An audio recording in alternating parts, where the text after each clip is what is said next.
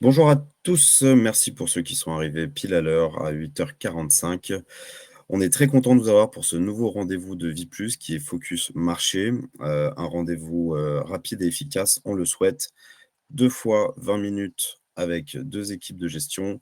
La première équipe, c'est Rothschild & Co avec Grégoire Giraudot, responsable relations partenaires et Philippe Lobnet, gérant. Et la deuxième partie qui commencera à 9h05 sera pour Exclusive Partners avec Louis Étinger et Jean-Baptiste Bello. Un rapide petit mot pour laisser les derniers arrivants se connecter. Sur un point de marché, hier soir, le CAC 40 était à 8 235 points. Le Tech 10, l'obligation française 10 ans, était à 3,77. Le Rebord 12 mois 2,71 et le Rebord 12 mois 2,20% environ. Équipe Rothschild & Co, je vous laisse la parole, c'est à vous. Bonjour à tous, merci beaucoup Kevin, merci aux équipes de Vie+ de nous laisser l'opportunité de présenter notre focus obligataire ce matin avec Philippe Lobnet, qui est gérant obligataire chez nous depuis 15 ans. Juste avant de commencer, une brève introduction sur la maison pour celles et ceux qui ne nous connaissent pas encore bien. Il ne faut pas nous confondre avec nos cousins d'Edmond Rothschild, c'est une confusion qu'on a régulièrement sur le marché. Donc nous, c'est Rothschild & Co Asset Management. On a 3 métiers. Rothschild & Co, Global Advisory, qui est notre activité de fusion et acquisition, où on est un des leaders mondiaux. 5 Arrows pour ce que vous avez à droite, qui veut dire 5 flèches en anglais, les 5 flèches de notre logo. C'est l'activité de non coté, donc Private Equity et Private Debt.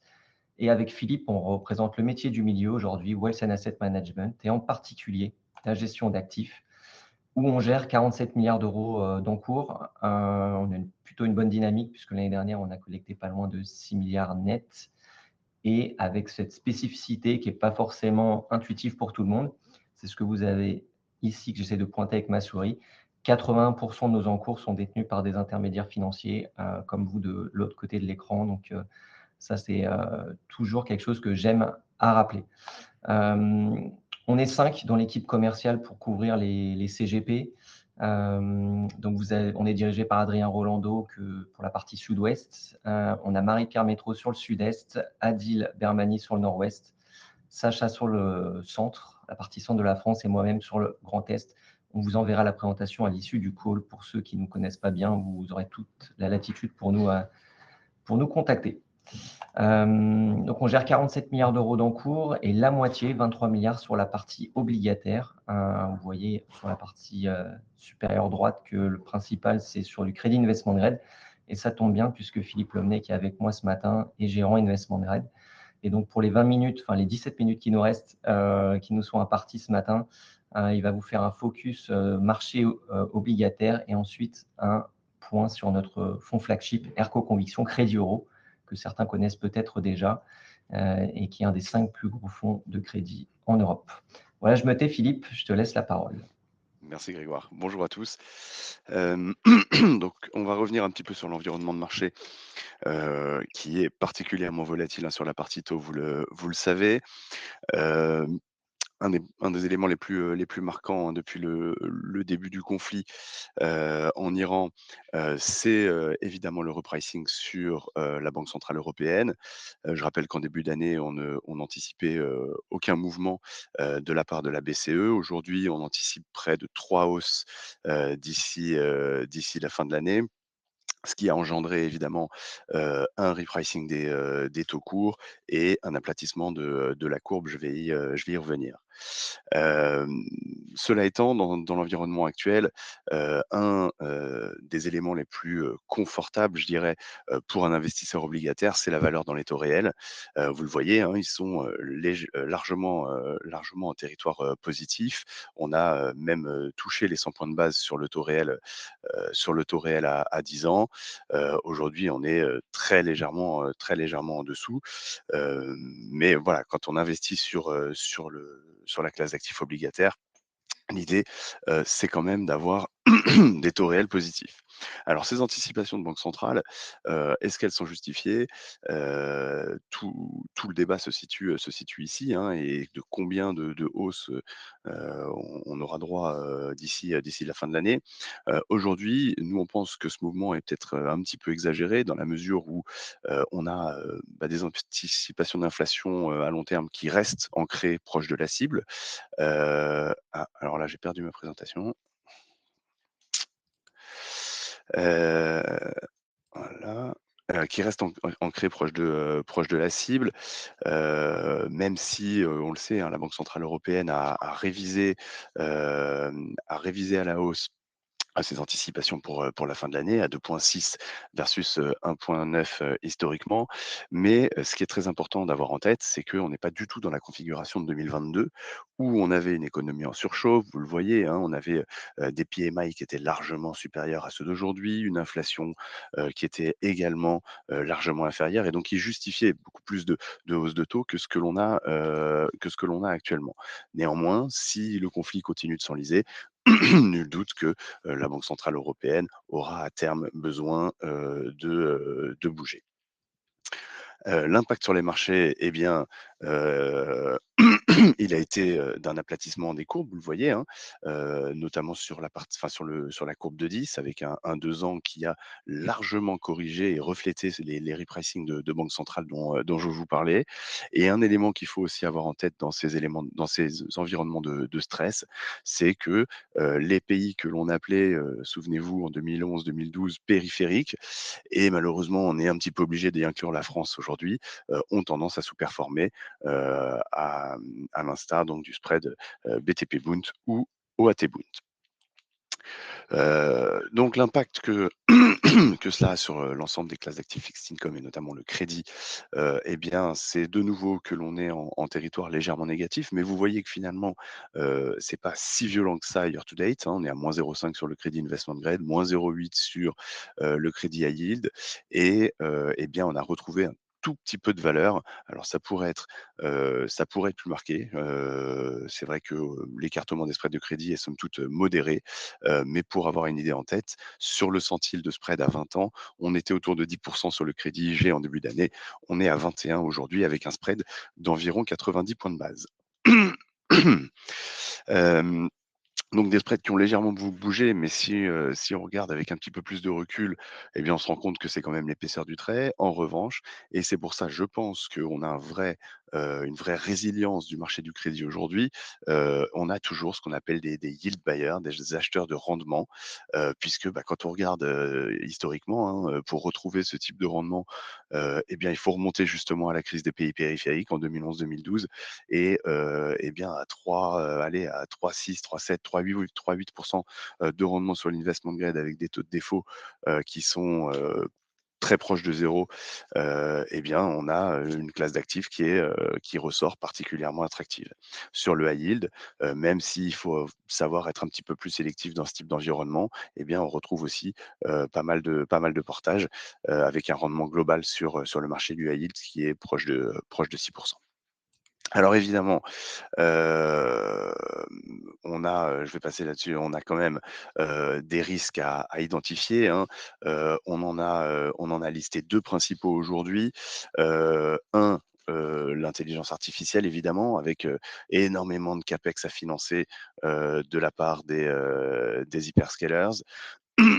Donc, on a vu, hein, énormément d'émissions de la part de, Google, Amazon en euros en ce début d'année. Google qui a émis sur 3 devises différentes, donc, dollar, sterling et franc suisse. Hem donc, et a même émis à 100 ans, mais ça reste, vraiment les émetteurs les mieux notés, hein. On est sur des émetteurs qui sont, AA, AA+, et donc qui ont un accès assez, facile, au marché, hein. N'importe quel émetteur ne peut pas émettre, à 100 ans en sterling comme l'a fait, Google en début d'année. Et on voit justement, que le marché est un petit peu discriminant. C'est-à-dire que quand on regarde, l'ensemble du software high yield, là vraiment, on a une très large sous-performance par rapport au marché global. Beaucoup plus d'inquiétude là-dessus. Et même quand on regarde au sein de l'investment grade, hein, l'écartement que l'on a pu avoir sur les émetteurs liés à l'intelligence artificielle, bah, le gros de l'écartement, en fait, va être lié à Oracle et absolument pas aux émetteurs comme Amazon et Google.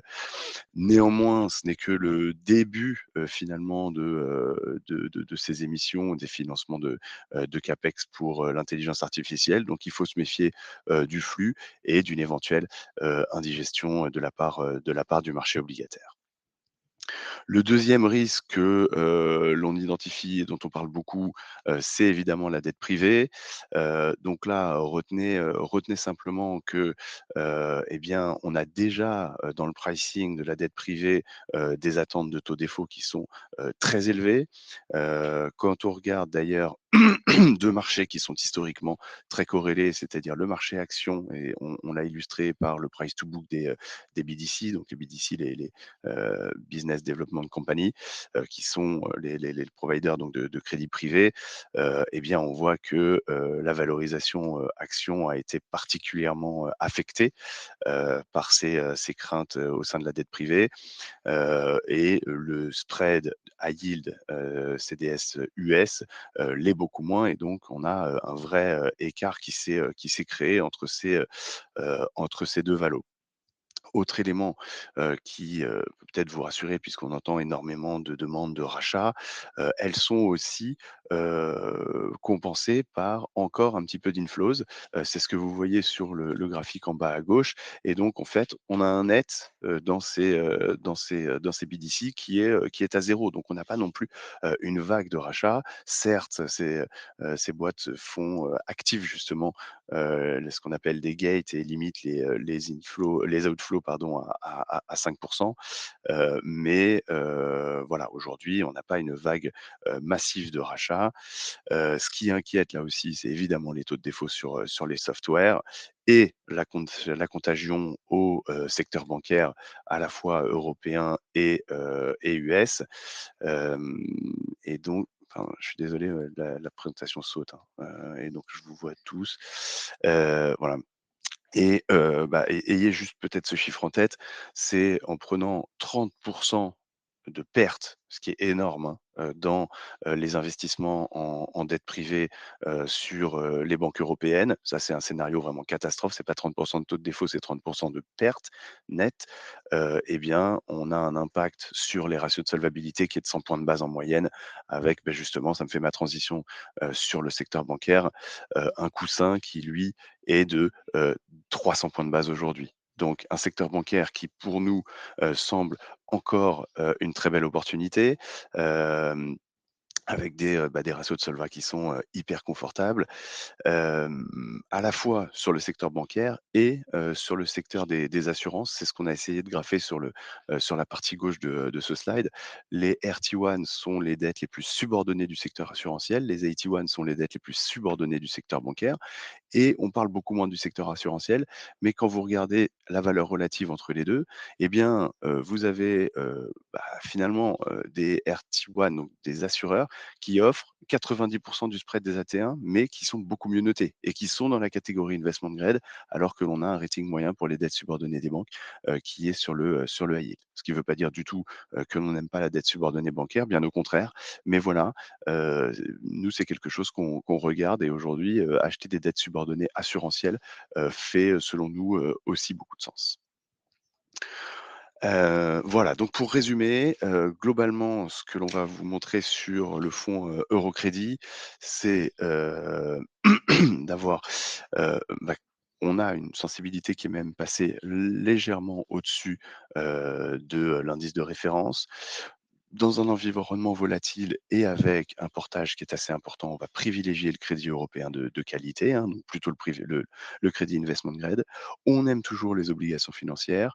Au sein des corpos, on a plutôt tendance à aller chercher du non cyclique puisque, finalement, on n'est pas payé pour le risque cyclique et sur la partie high yield, on ne sort pas de ce marché bien évidemment, mais on essaye d'être de plus en plus sélectif. Alors l'illustration de tout ce que je viens de vous dire et de comment on navigue dans cet environnement de marché, c'est la gestion d'Air Conviction Crédit Euro, qui, comme vous l'a dit, Grégoire en préambule, est notre fonds, flagship qui, aujourd'hui compte 5,3 milliards d'encours sous gestion et en fait l'un des plus gros, de la place. On le gère avec Emmanuel depuis, enfin moi ça fait presque 16 ans que je suis dans la maison, et le fonds a été lancé en 2008, donc quasiment depuis le début. C'est un fonds qui est composé à 80 d'investment grade, qui a la possibilité d'avoir une diversification à 10 sur le high yield et 10 en non noté, qui sera toujours long, hein, et qui n'a pas de sensibilité négative, mais qui peut aller de 0 à 8. Peut-être la singularité de ce fonds et ce qui en a fait son succès, c'est aussi la gestion de la sensibilité obligataire et pas seulement de l'allocation crédit. Bien sûr que l'allocation crédit prend une grande place, mais on a aussi, ça nous semble, nous, indispensable, une gestion assez fine de la sensibilité taux au sein de ce fonds. Alors, comment il est positionné aujourd'hui, ce fonds? Eh bien, il a, 4,5, même 4,6 de sensi aujourd'hui. C'est, le dernier, vrai mouvement que l'on a opéré sur, le fonds et c'est important de le dire parce que, eh bien, ça n'est jamais arrivé que le fonds soit long en sensibilité, par rapport à son indice de référence. Alors c'est un léger long, c'est 4,6 versus 4,4 et comment on a fait ça? Eh bien, c'est en achetant, vous l'aurez ça a peut-être transpiré de mon discours, sur la stratégie obligataire, mais c'est en achetant la partie courte de la courbe, qui a le plus bougé, qui, fait état d'un repricing banque centrale très fort, et aujourd'hui, on trouve que la partie courte a énormément de valeur et donc on a acheté du 2 ans allemand pour, augmenter la sensi de 0,15-0,2. En parallèle de cela, eh bien, on a un risque crédit, qui est aujourd'hui de 150. Alors ça peut vous paraître énorme, ça ne l'est pas dans les faits. En tout cas, historiquement, on est allé bien plus haut. On n'ira jamais à 100 parce que le nerf de la guerre aujourd'hui et surtout dans cet environnement de taux, c'est d'avoir, du portage excédentaire et c'est ce que l'on a aujourd'hui. Vous voyez, on a un rendement qui est autour de 4,5 versus 3,7 pour l'indice, et ça, eh bien, on veut continuer à avoir ce rendement excédentaire. Quand on regarde les attributs de perf, dernièrement, tous les moteurs, hein, que ce soit l'allocation crédit, le positionnement sur la courbe et le portage ont contribué à, la surperformance relative. Néanmoins, le portage dans un environnement de taux élevé, reste le principal moteur. Donc on a, 150 de bêta crédit, hein, c'est vraiment notre manière de voir comment on réagit à l'évolution des spreads, par rapport à notre indice de référence. Mais, on conserve, une protection en achetant des CDS. C'est ce que vous voyez, le 12,2 ici, sur le main, hein, donc le CDS Investment Grade. Heu, Protection qui a été réduite durant le mois de mars, de moitié puisqu'on avait 25 à fin février. On est à 12,5, 12,5 aujourd'hui. L'idée, c'est aussi, bah, d'avoir une protection contre un risque plus, global. C'est un peu ce qu'on a vu. On avait vu ça aussi au Liberation Day. On a des CDS qui ont eu tendance à sous-performer dans ces périodes de stress, à la fois en avril dernier et là, au mois de mars. Et donc dans la sous-performance, on a réduit, on a aussi cette rigueur, hein, d'accompagner les mouvements. On l'a fait sur la partie taux, on le fait aussi sur la location crédit et donc on a réduit un petit peu la protection. Et vous voyez que, bah, le principal risque que l'on a en portefeuille aujourd'hui, c'est évidemment le risque investment grade, 113, mais on a 29 sur le high yield et 9 sur le non raté. 9 sur le non raté, on me pose souvent la question, donc c'est en risque, ça représente 6 du portefeuille. C'est plutôt des implicit investment grade, pour donner, 2-3 exemples, c'est, les, dernières émissions de Lagardère ou encore, Canal+ qui ont été particulièrement rémunératrices et qui, sont plutôt des implicit investment grade.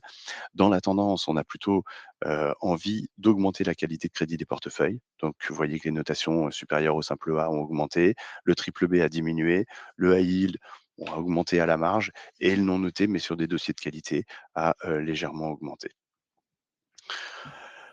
Sur la triple de perf, eh bien, vous voyez que, comme je le disais, hein, le portage continue, de jouer son rôle. On a également un effet spread et qui contient aussi, le, hem, le, la protection en CDS et l'effet courbe, comme on avait neutralisé la sensibilité obligataire et que maintenant on s'est remis légèrement long, il a très peu contribué depuis le début de l'année. Les perfs, je vais passer assez rapidement. Vous avez, je pense, le moyen de les consulter. Simplement, ayez en tête que c'est un fonds qui délivre depuis création plus de 4% de perfs annualisés et qui a vraiment une réelle capacité à traverser les cycles. Quand on regarde par exemple sur 5 ans, le marché du crédit est en territoire négatif et Air Conviction Crédit Euro arrive à dégager de la valeur. Voilà, il est 9h05. Ayez juste en tête, mais comme on vous envoie la présentation, que notre expertise de target existe toujours. Nous avons 2 millésimes ouverts aujourd'hui, le 32 sur la partie investment grade, le 29 sur le high yield. Et notre particularité chez Rothschild & Co, c'est d'avoir vraiment 2 briques pures, une pure investment grade, donc on n'achète que de l'investment grade, une pure sur le high yield. Vous faites votre allocation d'actifs, vous faites votre sélection et il n'y a que des obligations à maturité fixe dans nos fonds, pas de perpétuel, pas de produits dérivés, pas de risque de change. Donc vraiment, l'idée, c'est d'avoir sur cette gamme target les fonds les plus lisibles possibles. Voilà. Ils sont évidemment référencés chez Viplus, cela va sans dire. Merci beaucoup, Philippe. Merci beaucoup, Philippe. Merci beaucoup, Grégoire. En résumé, vous l'avez retenu du discours de Grégoire. Le ERCO Conviction Crédit, c'est le moment sur la vision de Rothschild. On est sur de l'obligation financière, notamment de l'assurance, du non-cyclique. Ils sont très regardants sur le high yield. On vous invite à revoir la presse et s'il y a besoin, vous pouvez contacter toutes les équipes, on vous la fait suivre. Et maintenant, on va laisser la parole à l'équipe d'Exclusive Partners. Je vais changer la presse. Bonjour à tous. Bonjour. Donc, Jean-Baptiste Bello, récemment arrivé chez Exclusive Partners. J'ai la chance d'être accompagné par Louis Tinger, pas au même endroit, et Avner Elbaz. Je suis en déplacement, donc je risque d'avoir quelques petits soucis peut-être sur effectivement la présentation. Donc, Louis et Avner sont largement là pour compenser ça. Donc, chez Exclusive Partner, ça fait plus de 16 ans que nous existons. Nous sommes PSI, prestataire de services d'investissement, donc agréé par la CPR et supervisé par l'AMF, qui est le plus haut niveau, on va dire, d'agrément pour effectivement pouvoir présenter les solutions structurées. Nous sommes spécialisés là-dessus, sur les produits structurés et sur la partie donc distribution, assurance, banque privée, CGP et courtier.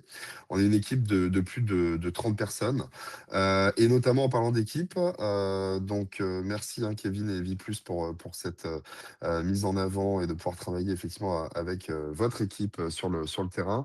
Donc on a staffé un peu plus les équipes qu'auparavant avec une répartition régionale, donc Camille dans le nord-ouest, Charles sur le nord-est, Avner sur le sud-est et moi sur la partie sud-ouest, sachant qu'on fait tous également l'Île-de-France et on est en train de renforcer donc sur le sud-ouest avec David et d'autres personnes qui vont arriver sous peu.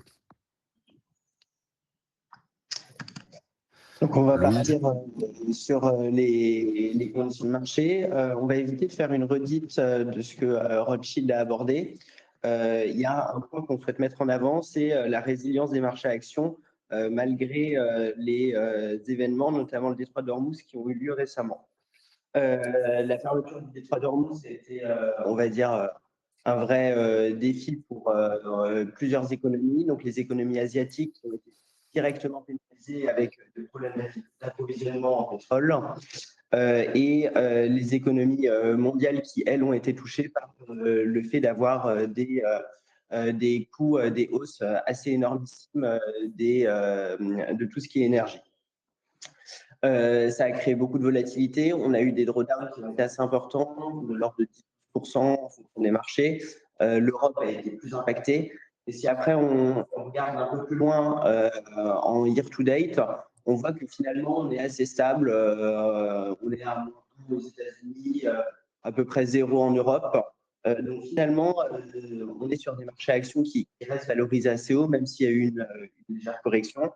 Et c'est ce qui les a portés, on va dire, entre le 1er janvier et fin février. Et finalement, on a juste fait un tout petit retour en arrière. Donc maintenant, la vraie question, ça va être la conclusion de cette affaire au Moyen-Orient, savoir si on s'en sort par le haut, on va dire, d'un point de vue économique, avec une réouverture totale et une baisse extrêmement forte des prix de l'énergie qui donnera un appel d'air au marché actions, ou alors si la situation s'enlise un petit peu et qu'il va falloir intégrer des risques sur la croissance et l'inflation qu'on pourrait avoir sur l'année, les prochaines années, si les prix de l'énergie se maintiennent hauts. Ce qu'il faut retenir, c'est que il y a beaucoup de volatilité. Donc, c'est des marchés qui sont actuellement à surveiller. Après, si on regarde des données un peu plus macroéconomiques, on voit que, donc ça c'est le graphique en bas à gauche, que la croissance des bénéfices est toujours au rendez-vous et qu'il y a eu une différenciation par rapport au cycle 2020-2023. 2020-2023, on avait des marchés actions qui ont été portés par des bénéfices assez énormes sur ce qu'on appelle les Magnificent Seven, donc les 7 plus grosses entreprises du S&P 500. Aujourd'hui, leur croissance des bénéfices se tarit légèrement, mais par contre, la croissance des bénéfices sur le S&P 500 au global, elle, augmente fortement. Donc, on est passé de 10 à 15% environ. Et donc, ça, c'est des vrais moteurs pour les marchés actions. Et on voit aussi que la croissance des 7 plus grandes capitales américaines versus le S&P 500, c'est plus le moteur en ce début d'année, contrairement à 2025. Donc, finalement, c'est quand même des points assez positifs qui montrent que tout le marché a quand même des catalyseurs positifs qui doivent être intégrés dans les coûts. Mais après, il ne faut pas oublier qu'avec la hausse des taux récentes, les actions, forcément, ont eu une prime de rendement qui a été légèrement inférieure au marché obligataire. Donc, ça nous fait une belle transition pour passer sur le marché obligataire. Je vais éviter de faire une redite, mais globalement, on a une politique monétaire qui est moins restrictive qu'avant, mais qui le reste plus que sur les années 2010-2020, avec des taux BCE à 2%, l'inflation en net ralentissement, même s'il y a quelques craintes sur l'année et les années à venir avec ce qui se passe au Moyen-Orient, d'où ce que disait Rothschild avec 2 à 3 potentielles hausses de taux sur l'année. Finalement, on a retrouvé des points qui sont assez hauts sur les taux d'intérêt à 10 ans, à 5 ans, même si on va dire que la courbe, le long et le court n'ont pas eu les mêmes impacts, avec des impacts beaucoup plus sensibles sur le court suite aux événements récents. Donc là, on parlait des taux courts que je viens d'aborder.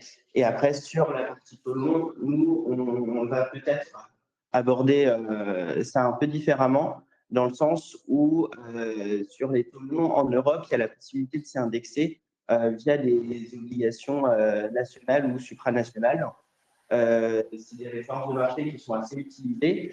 Et finalement, on a vu que la France, aujourd'hui, emprunte à des niveaux qui sont assez élevés. Hier, on avait un taux de l'OAT 10 ans à 3,75. Donc là, pour faire un petit point là-dessus, aujourd'hui en France, on a un déficit de l'ordre de 5%. 5% du PIB, ce qui explique pourquoi on a de l'attention sur les obligations assimilables au Trésor. Comme le disait Rothschild, aujourd'hui, on est plutôt parti sur des risques de crédit qui se rapprochent des pays avant qu'on appelait périphériques, l'Italie, l'Espagne, la Grèce, et contrairement, par exemple, à l'Allemagne, qui, malgré des plans de relance et des plans de dépenses aujourd'hui, c'est finalement beaucoup moins écarté du taux de swap et reste la référence sur les obligations à 10 ans. Ça se voit aussi dans les notations, avec la France aujourd'hui qui a été dégradée, qui sera plus, contrairement à l'Allemagne ou à l'Europe, qui reste AAA. Donc finalement, on a vu une petite les différences se mettre en place dans le marché de la dette européenne et de la dette d'État, avec notamment les dettes de l'Union européenne et les dettes allemandes qui prennent le devant de la scène si vraiment on va à la recherche de la qualité.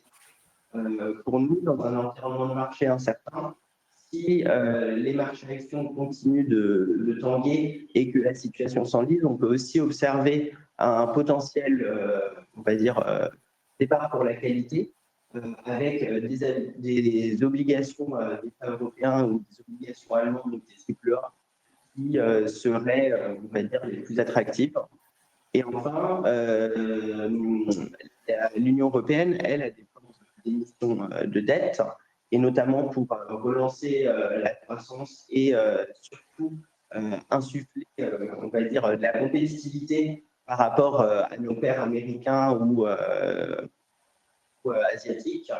L'idée est d'avoir un plan de dépenses qui s'appelle le plan Next Generation Europe. Et celui-ci prévoit environ 800 milliards d'euros de budget, 400 milliards, je le fais à la louche, mais 400 milliards d'euros sur des subventions et 400 milliards d'euros sur des dettes fournies aux entreprises, des crédits fournis aux entreprises. Finalement, on se retrouve donc avec une BCE qui a besoin de faire des emprunts. On est sur le deuxième émetteur de crédit supranational. Il n'y a que la Banque mondiale qui émet plus que l'Union européenne. Et on se retrouve avec une UE finalement qui est très solvable, avec tout d'abord pour rembourser ses crédits la Banque centrale européenne, mais après on est en Union européenne, donc finalement si c'est indirect, mais si le budget de la Banque centrale ne suffit pas, en fait chaque État membre de l'Union européenne va participer à sa quote-part dans le budget de l'Union européenne. Donc on se retrouve, c'est pour ça que c'est notre triple A. C'est avec notamment le soutien de la France, de l'Allemagne, etc., mais uniquement quand le budget de la BCE ne tient pas. C'est-à-dire qu'on a en plus un filet de sécurité. Et comme vous pouvez le voir, sur le graphique qui est en bas, on était dans un cas de marché il y a 5 ans où l'Union européenne empruntait plus cher que la France. Et à l'époque, on avait une dette qui n'atteignait pas encore 120% du PIB, 115% du PIB. Et aujourd'hui, elle a la possibilité d'emprunter 0,30% moins cher que la France et à peine 0,25% plus cher que le Bund 10 ans. Vous voyez, on l'a remis en dessous. En 2025, c'était inversé et ça s'est vraiment rejoint, disons, à mi-fin 2025. Voilà, donc ça, c'est un petit zoom sur ce qu'était cette classe d'actifs avec cette classe de taux, avec l'idée de les comparer avec aussi le taux, le CMS 10 ans que tout le monde connaît, qui lui est sensible, c'est un taux de marché, c'est un taux de swap qui est actuellement sur des points assez hauts. L'idée, le taux de swap va varier en fonction des échanges qu'il y a dans le marché et on voit que la sensibilité, elle est surtout sur les anticipations d'inflation et les anticipations de croissance qui aujourd'hui font qu'on est sur des points assez élevés.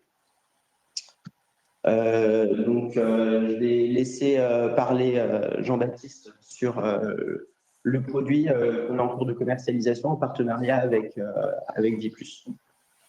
Merci Louis. Donc on va faire assez succinct. On a lancé donc en produit de campagne donc le Berich Green Bond. Donc ça c'est un point important. Tout est dans le nom. Green Bond parce qu'on est sur une obligation verte donc qui est référençable notamment sur les contrats spécifiques Viplus sur la partie green. Second point, donc bien sûr un produit à capital garanti au terme, 2 coupons inconditionnels, on est sur 3,50 par semestre, les 2 premiers étant garantis, donc 7% annualisé. La grande particularité de ce produit, qui se fait très très peu, c'est d'avoir en fait ce qu'on appelle un strike au 30 juin, un strike forward, et non pas d'avoir un produit déjà lancé avec déjà les barrières définies. Là, la particularité, c'est que par rapport au niveau du 30 juin, on aura un niveau de barrière de coupon jusqu'à plus 1%. Et pour le remboursement anticipé, Louis, si tu peux switcher la slide d'après, s'il te plaît. Pour le remboursement anticipé, on est sur du moins 0,20. Donc l'avantage de ça, c'est que ça nous permet de nous dire pendant toute la période de commercialisation, donc jusqu'au 30 juin, moins quelques jours, le temps de renvoyer les documents pour que ce soit bien pris en compte chez nos amis Viplus, c'est qu'en fait, on sait qu'on n'a pas, si ça continue de monter, mais quelque part, on aura le meilleur point d'entrée qui qui fait que potentiellement, ça aura plus de probabilité de baisser derrière et donc d'être remboursé beaucoup plus rapidement. Mais si ça revenait à rebaisser, ce qui serait assez rassurant pour tout le stock, si je puis dire, et tout l'historique que nous avons sur les taux globalement dans la profession, ça nous permettra en fait de dire, OK, j'ai mon vrai niveau, mon vrai point d'entrée qui est celui du 30 juin. Donc c'est vraiment à mettre en avant et à mettre en lumière, si je puis dire, c'est que vraiment, on n'a pas ce risque-là quand on met un client, quand on positionne un client, qu'on le conseille pour se positionner dessus, on n'a pas ce stress de se dire, bon, OK, mais en gros, pendant ma commercialisation, au bout d'un mois, s'il faut, mon produit est devenu hors marché dans le mauvais sens, avec des taux qui sont montés très fortement. Et à l'inverse, bien sûr, ça nous arrange toujours quand les marchés rebaissent. La particularité également, c'est que pour remercier, entre guillemets, les premiers qui vont être effectivement sur le produit et qui vont rentrer au fur et à mesure, il y a un échéancier monétaire, ce qui permet effectivement de gagner un peu plus de performance pendant cette période non rémunérée sur le papier. Ça permet en fait de rentrer avec une petite décote qui donc augmente le taux global. Et donc, comme l'a expliqué Louis, on est aussi sur, si tu peux revenir en arrière, Louis, excuse-moi, sur donc une émission avec le Crédit Agricole CIB, donc qui est très bien noté, puisqu'on est sur double A-. Un titre de créance verte, donc ça c'est important, puisque les montants qui sont récoltés financent des bâtiments économes en énergie, des projets d'énergie renouvelable et du transport propre, et à la marge des initiatives d'efficacité énergétique. Donc on est sur un investissement impact, ça c'est important de le souligner parce que c'est quelque chose qui auprès des clients finaux plaît beaucoup. Et Louis, je pense que de mémoire. Pour donner un petit chiffre, c'est 420 tonnes de CO2 investis économisés par million d'euros investis. Donc si on chiffre ça, 140 000 allers-retours Paris-Toulouse en TGV. L'impact, il est là. Juste un petit graphe. Louis, je crois que tu as un problème de son. Je ne sais pas si tu as vu dans les commentaires, on a un écho. Je ne sais pas si vous avez un ou deux micros qui sont allumés ou si c'est un peu loin du micro. Attendez, je change totalement. Alors, je vais me permettre du coup d'expliquer le graphique. Donc là, c'est le niveau actuel sur effectivement donc l'indice sur l'emprunt souverain. Donc ça permet de matérialiser les moins 0,20 de remboursement. Donc c'est la barrière basse qui sera le produit remboursé et par anticipation si effectivement on atteint lors de sa constatation semestrielle ce niveau-là au bout d'un an et après tous les semestres. Et la distribution du coupon, ça permet de se rendre compte là sur les dernières variations que nous connaissons depuis quelques temps. Ça permet de se rendre compte le plus 1% de barre de coupon qui est assez fort, assez puissant et qui permet vraiment de sécuriser au maximum les clients. Ok, merci messieurs, on arrive sur la fin. Donc Jean-Baptiste, oui, vous me confirmez. Donc le produit, il est sur le SOLE 10, donc obligation 10 ans moyenne européenne. La date de strike égale le point de repère pour le produit.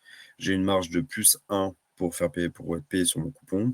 Et j'ai un remboursement du produit anticipé possible si jamais le point d'entrée qu'on a eu baisse seulement de 0,20. Tout à fait. Super. Merci pour votre temps à tous. On peut faire suivre votre présentation aussi aux participants. Oui. Super. Merci Jean-Baptiste. Merci pour votre temps. Merci pour ceux qui nous sont écoutés, qui se sont connectés. Et on vous donne rendez-vous pour la prochaine session du VIPLUS Rendez-vous Marché le mois prochain. Bonne journée à tous.